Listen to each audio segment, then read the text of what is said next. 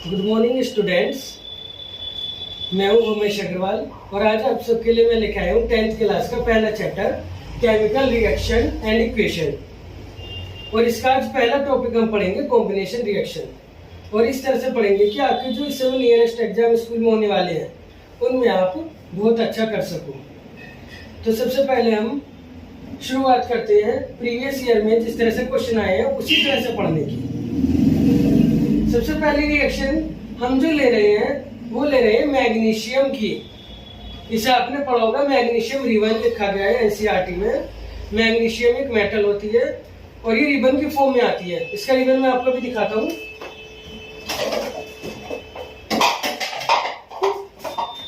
ये मैग्नीशियम है और ये इस रिबन की फॉर्म में होता है। असल में ये जैसे ही दिख रहा है आपको, एक रिबन सा इस फॉर्म में आता है। जब इसकी रिएक्शन हम ऑक्सीजन से कराते हैं, जिसे कि हम सिंपल भाषा में बर्निंग ऑफ एयर भी कह सकते हैं, burning of magnesium in air. Previous year में पूछा गया है कि burning of magnesium in air की रिएक्शन बताओ, तो हम इसे burning of magnesium in air भी कह सकते हैं, या मैग्नीशियम की रिबन एयर की प्रेजेंस, मैग्नीशियम रिबन की रिएक्शन ऑक्सीजन से भी कह सकते हैं, या फिर ये भी कह सकते हैं शाइनिंग मेटल।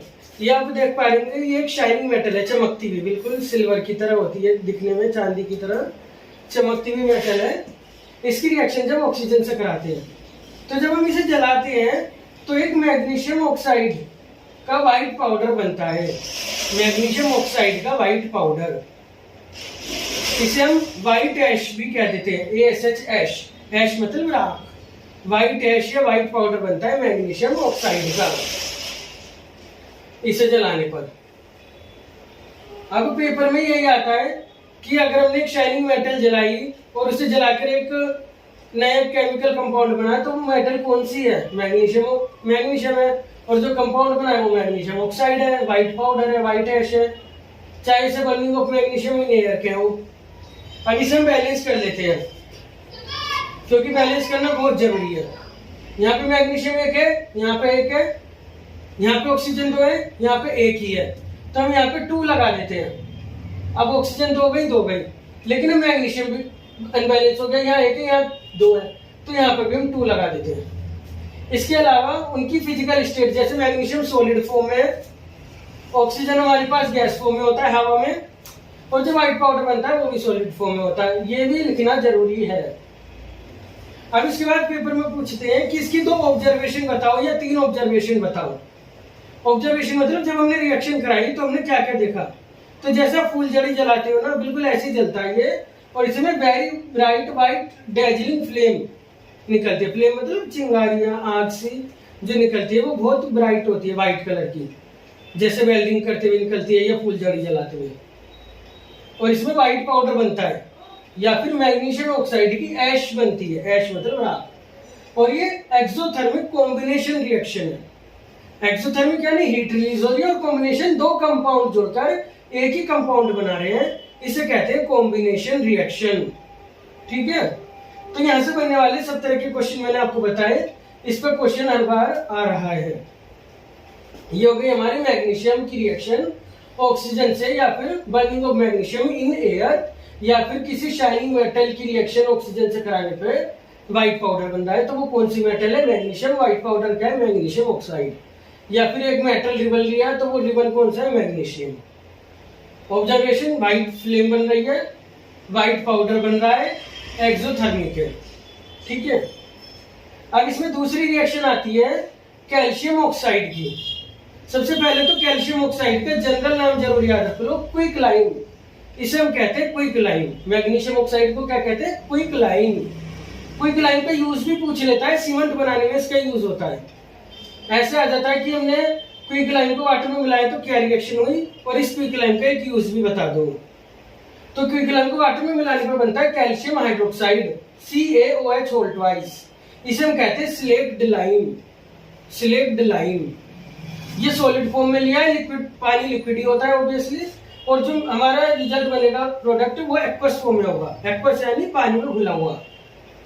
इसकी भी ऑब्जर्वेशन आती है, क्विकलाइन रिएक्ट वेरी विगरसली।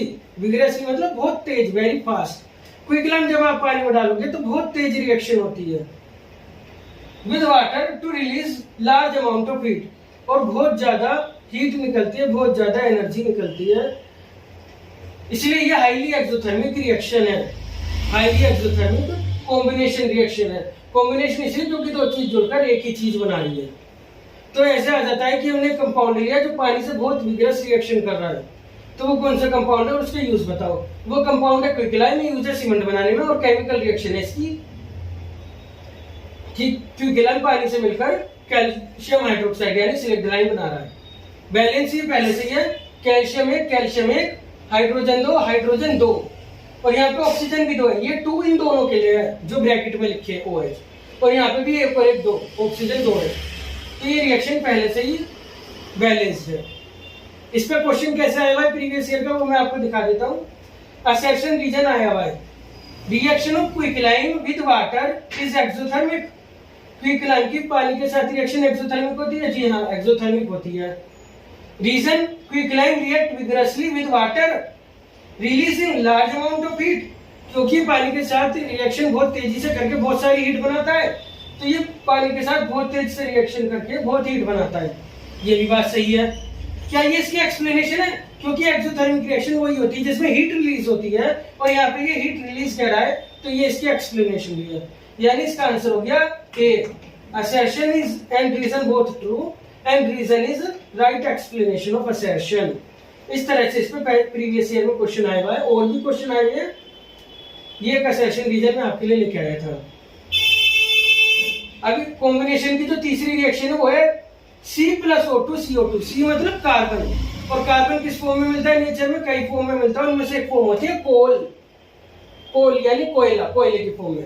कोयला देखा होगा अपने आसपास, कोयला हम जलाते हैं तो कार्बन डाइऑक्साइड बनती है, और इसमें भी हीट रिलीज होती है, तो इसे बर्निंग ऑफ कोल कहते हैं। कॉम्बिनेशन एक्सोथर्मिक रिएक्शन है ये भी। तो पेपर में आया हुआ है कि एक एक्सोथर्मिक रिएक्शन बताओ, और 4 ऑप्शन दिए गए हैं, उसमें एक ऑप्शन बर्निंग ऑफ कोल है, आपको उसी पे टिक करना था। आगे भी आए तो उसी पे टिक करना है, क्योंकि ये एक एक्सोथर्मिक रिएक्शन है।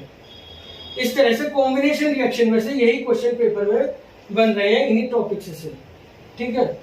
एक बार और देख लेते हैं। ये मैग्नीशियम रिबन है, इसकी मैंने अपनी चैनल पे और भी वीडियो डाली है जिसमें इसका एक्सपेरिमेंट करके दिखाया है, जो ऑक्सीजन के साथ रिएक्शन करने पे यानी जलाने पर मैग्नीशियम ऑक्साइड बना रहा है, व्हाइट कलर का पाउडर बनता है, और वेरी ब्राइट व्हाइट फ्लेम निकलती है, और एक्सोथर्मिक रिएक्शन है। शाइनिंग मेटल है ये। तो घुमा फिरा के कैसे भी क्वेश्चन दे, आपको पहचान लेना है शाइनिंग मेटल का ही तो मैग्नीशियम की बात हो रही है, व्हाइट एश का ही तो भी इसी रिएक्शन की बात हो रही है, व्हाइट पाउडर का ही तो भी इसी रिएक्शन की बात हो रही है, किसी मेटल का रिबन का ही तो भी इसी रिएक्शन की बात हो रही है, burning of magnesium in air का ही तो भी इसी रिएक्शन की बात हो रही है। बस रिएक्शन को पहचानना है और उसे लिख देना है, और उसके ऑब्जर्वेशन लिख देने हैं। ऐसे ही क्विकलाइन की रिएक्शन का ही पानी से तो भी इसी रिएक्शन की बात हो रही है, किसी कंपाउंड की पानी से रिएक्शन होकर बहुत तेज हीट निकल रही है तो भी इसी रिएक्शन की बात हो रही है, सीमेंट मेकिंग कंपाउंड तो भी इसी कंपाउंड की बात हो रही है।